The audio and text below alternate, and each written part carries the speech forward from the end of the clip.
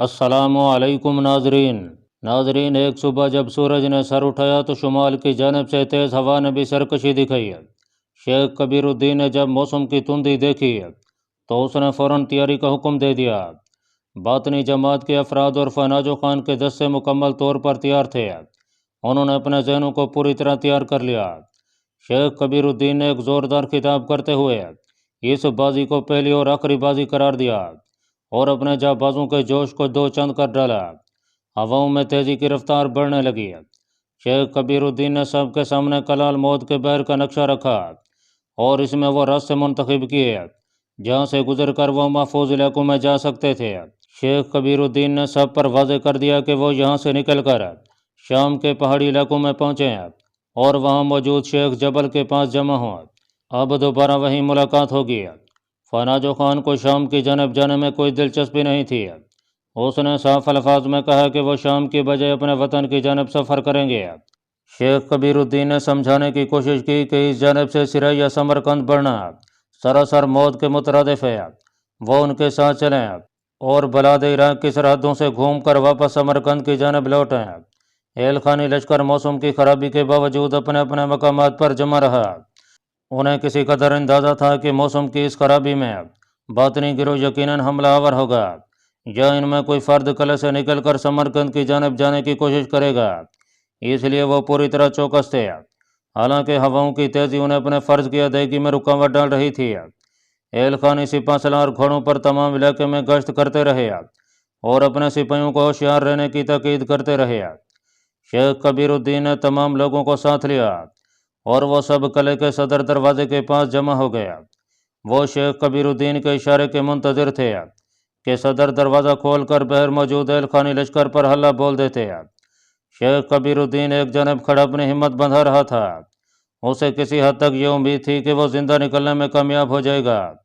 اس کی باطنی سلطنت کے قیام کا خواب مایوسی کے دھندلکوں میں چھپ چکا تھا۔ اس وقت صرف اسے اپنی جان بچانے کی فکر لاحق تھی۔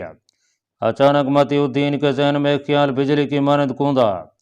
وہ تیزی سے صدر دروازے کے پاس پہنچا اور لکڑی پر ہاتھ رکھ کر کھڑا ہو گیا۔ متی الدین کی اس حرکت پر سب لوگ عجیب نگاہوں سے اسے دیکھنے لگے۔ کچھ دیر متی الدین خاموش کھڑا رہا، پھر وہ واپس پلٹا اور شیخ کبیر الدین کی طرف رخ کر کے بولا، میں ابھی آتا ہوں۔ وہ تیز رفتاری سے بلے حصے کی جانب بڑھ گیا۔ کافی دیر کے بعد اس کی واپسی ہوئی۔ اس کا چہرہ دمکتا ہوا معلوم ہو رہا تھا۔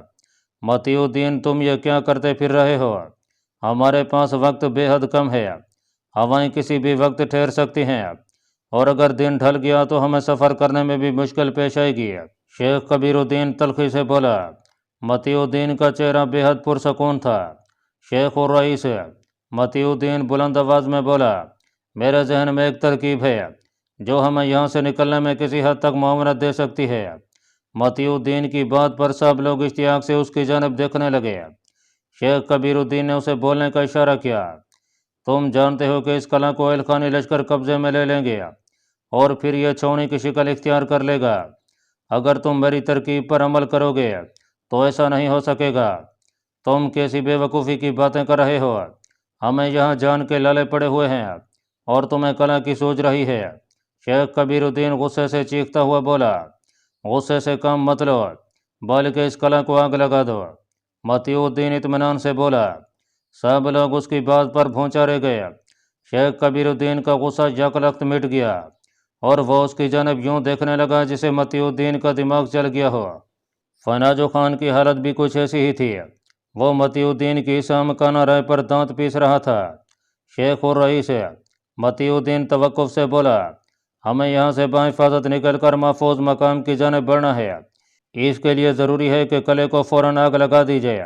میں نے معلوم کر لیا ہے کہ اس وقت ہواؤں کا رخ ہمارے موافق ہے۔ ہواؤں کی تیزی کے باعث آگ بھڑکنے میں زیادہ وقت نہیں لگے گا اور قلعہ سے اٹھنے والی آگ کی حدت اور دھواں ہمارے مسئلے کو بخوبی حل کرے گی۔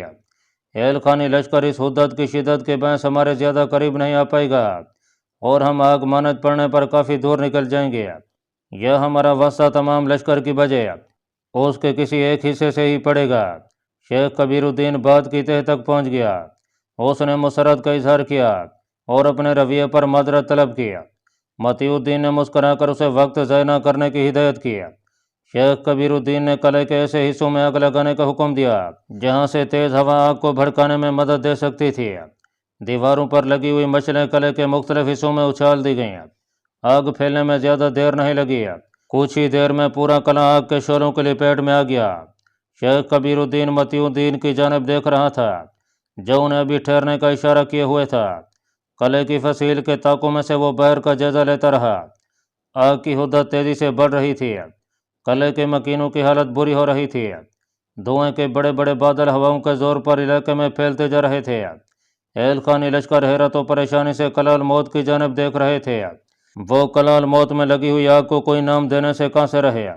دھوئیں کے بادل ہوا کے ساتھ ان کی جانب جب بڑھے تو انہیں سانس لینا دشوار ہو گیا۔ وہ دھوئیں سے بچ کر اپنی اپنی جگہوں سے ہٹنا شروع ہو گئے۔ یہ دیکھتے ہی متی الدین نے اشارہ کیا۔ غلاموں کی جماعت تیزی سے صدر دروازے کا لیور گھمانے لگی۔ فضا میں دروازے کی چراہٹ گونج اٹھی۔ فدائی گروہ کا پیادہ لشکر تیزی سے باہر نکلا اور اپنے سامنے موجود منگولوں سے بھڑ گیا۔ متی الدین نے فناجو خان کے قریب پہنچ کر آہستگی سے کہا کہ وہ زیادہ لڑنے بھیڑنے کے چکر میں نہ پڑے بلکہ شیخ کبیر الدین کے بتائے ہوئے رستوں کی جانب بڑھنے کی کوشش کرے۔ اہل خانی لشکر کی تعداد زیادہ ہے، بھرپور لڑائی سے کوئی نتیجہ نہیں مل پائے گا۔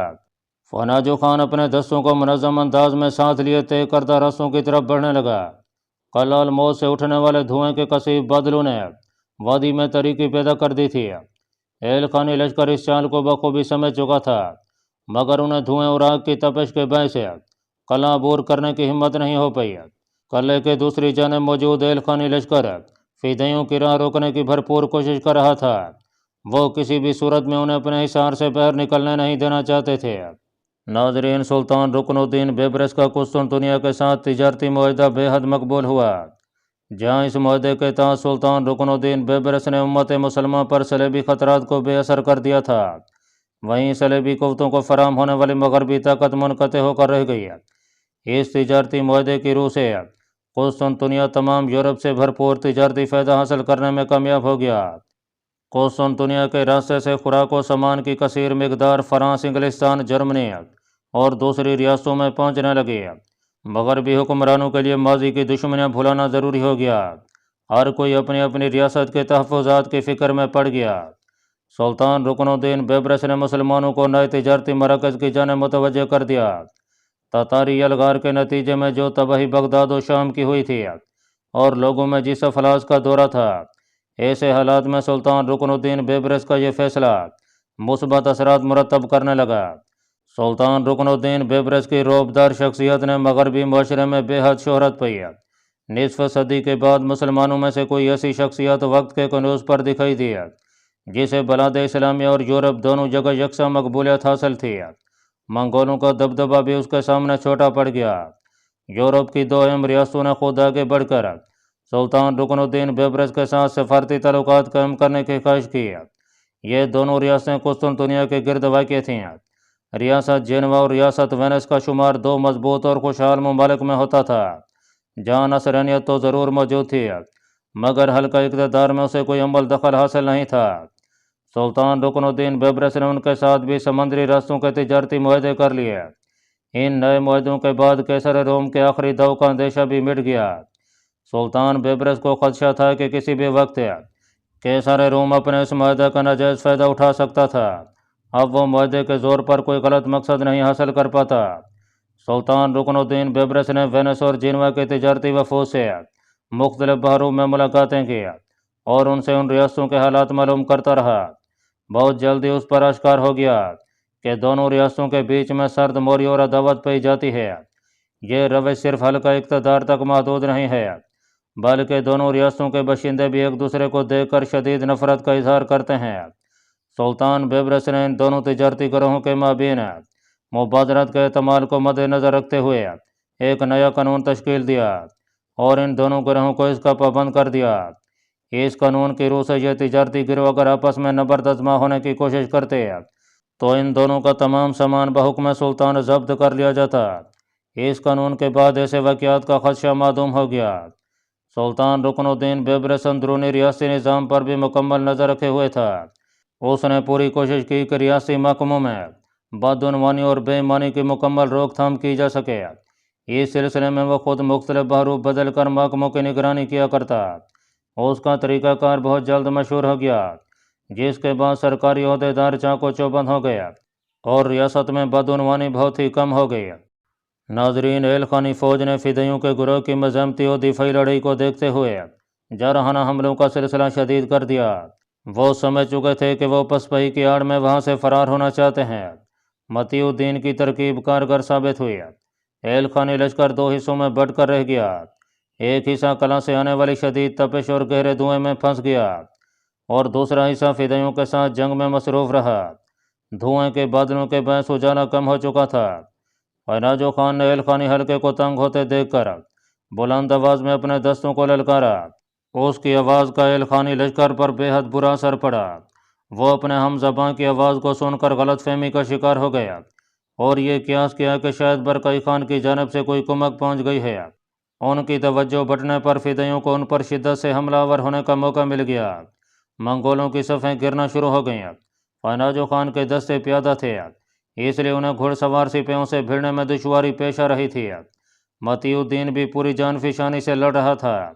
متی الدین نے کوشش کرتے ہوئے ایک گھوڑا قابو کر لیا اور جست لگا کر اس پر جا بیٹھا۔ اس نے گھوڑے کا رخ فیناجو خان کی جانب کیا اور قریب آتے ہی فیناجو خان سے چیخ کر کہا کہ وہ اپنے سپاہیوں کو ہدایت دے کہ وہ خالی گھوڑوں پر سوار ہونے کی کوشش کریں۔ فیناجو خان سمجھ گیا۔ اس نے تیز آواز میں اپنے سپاہیوں کو ہدایت کی۔ تھوڑی ہی دیر میں بے شمار سپاہی گھوڑوں پر سوار ہونے میں کامیاب ہو گئے۔ فیناجو خان بھی گھوڑا حاصل کر چکا تھا۔ اس کے حملوں میں زیادہ شدت پیدا ہو گئی تھی۔ فدائیوں کے پاس کافی گھوڑے تھے، مگر جو پیادہ غلام تھے انہوں نے اپنے ساتھیوں کی دیکھا دیکھی ایل خانی لشکر کے گھوڑے ہتھیا لیے۔ اسی اثنا میں گہرے دھوئیں کے بادلوں کا جھرمٹ چھٹنے لگا۔ یہ نہایت کڑا مرحلہ تھا۔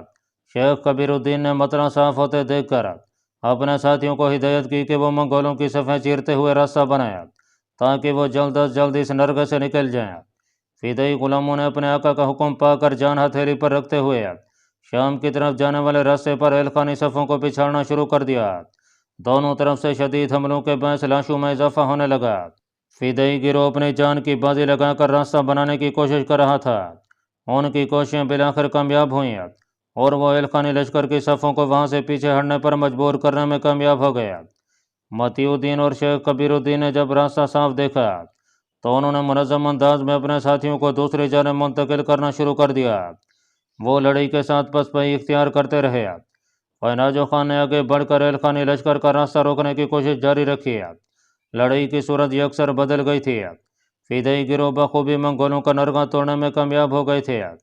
یہ الگ بات تھی کہ اس خوفناک لڑائی میں کثیر تعداد موت کی بھیڑ چڑھ گئی۔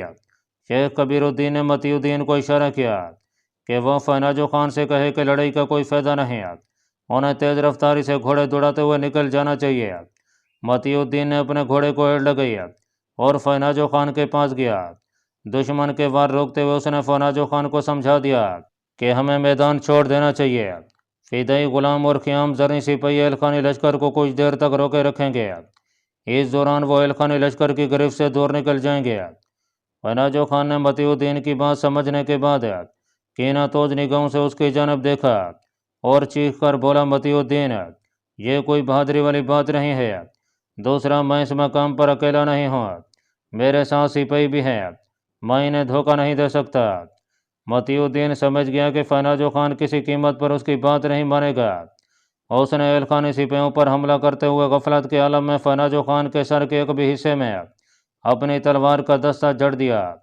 فیناجو خان کا قد سر سے گر چکا تھا، اس لیے وہ اس ضرب کی تاب نہ لا سکا۔ اس نے اپنی گھومتی ہوئی کھوپڑی کو سنبھالنے کی کوشش کی، مگر متی الدین نے دوسرا اور پھر تیسرا وار کر کے اسے ہوش سے بیگانہ کر دیا۔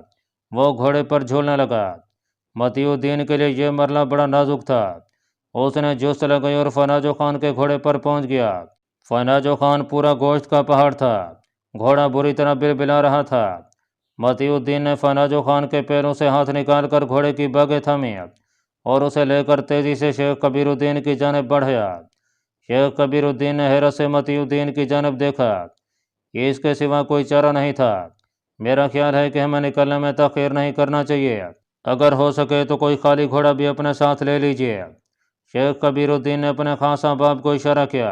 انہوں نے کنیزوں کے گھوڑوں کے ساتھ پہاڑی پگڑ نڈی پر تیز رفتاری سے سفر کرنا شروع کر دیا۔ شیخ کبیر الدین اور متی الدین کچھ غلاموں کے ہمراہ ان کے حکم میں گھوڑے بھگانے لگے۔ چند لمحوں میں ہی فدائی گروہ اور خیام زریں خیل سپاہیوں پر یہ حقیقت اشکار ہو گئی کہ ان کے سالار انہیں میدان میں چھوڑ کر فرار ہو چکے ہیں۔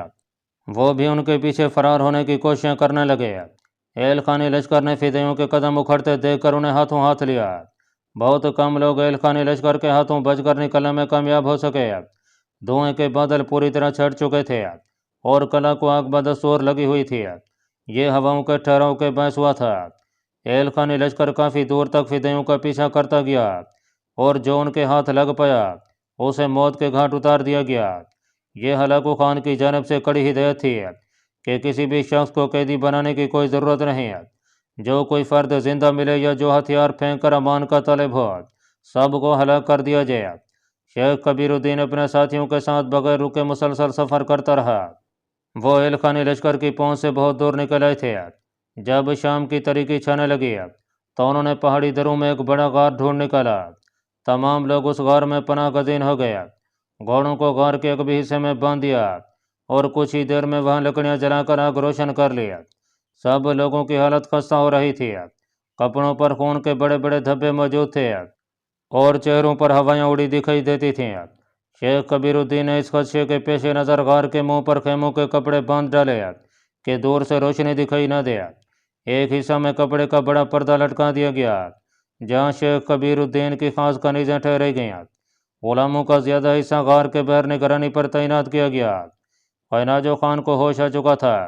اس نے اپنے سر پر ہاتھ پھیرا تو اسے معلوم ہوا کہ سر میں زخم موجود ہے۔ متی الدین نے اس کے سر میں نظر ڈالی تو ہنسنے لگا۔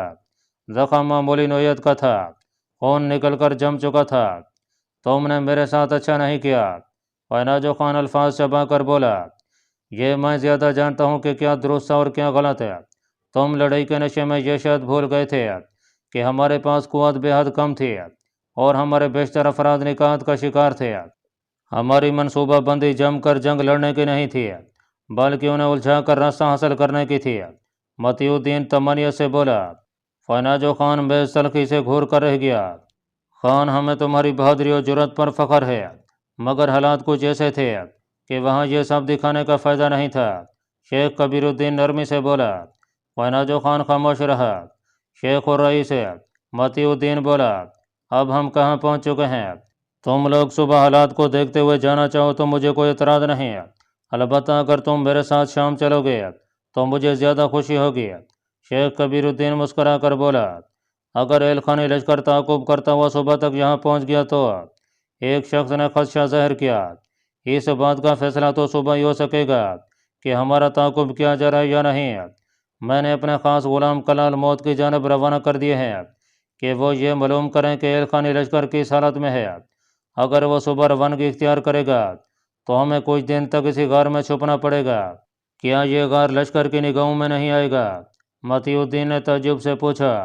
نہیں، شیخ کبیر الدین بولا، یہ غار شام کو جانے والے صحیح راستے سے کافی دور ہے۔ ہم اس وقت برکئی خان کی ریاست اور قسطنطنیہ کے بالکل وسط میں ہیں۔ یہاں سے نیچے کی جانب اترنے والی راہ اردو زریں کی جانب جاتی ہے جبکہ بلئی جانب کے دوسری جانب قسطنطنیہ کی سرحدیں شروع ہو جاتی ہیں۔ ہمیں شام جانے کے لیے گھوم کر بلئی راہ سے سیدھا مشرق میں بڑھنا ہوگا۔ یہ تمام راستہ اسی پہاڑی سلسلے میں ہی پوشیدہ ہے۔ شیخ کبیر الدین نے وضاحت کی۔ کوہکاو یہاں سے کس جانب واقع ہے؟ اچانک قیناجو خان بول اٹھا، جب تم اس غار سے نکلو گے تو اس کے گرد گھوم کر دوسری جانب نیچے اتر جاؤ گے۔ وہاں سے تمہیں سامنے ایک بڑا پہاڑ دکھائی دے گا۔ تم اس کی سیدھ میں 2 دن تک مسلسل سفر کرتے رہنا۔ اس کے بعد سیر وادی کی سرزمین شروع ہوگی۔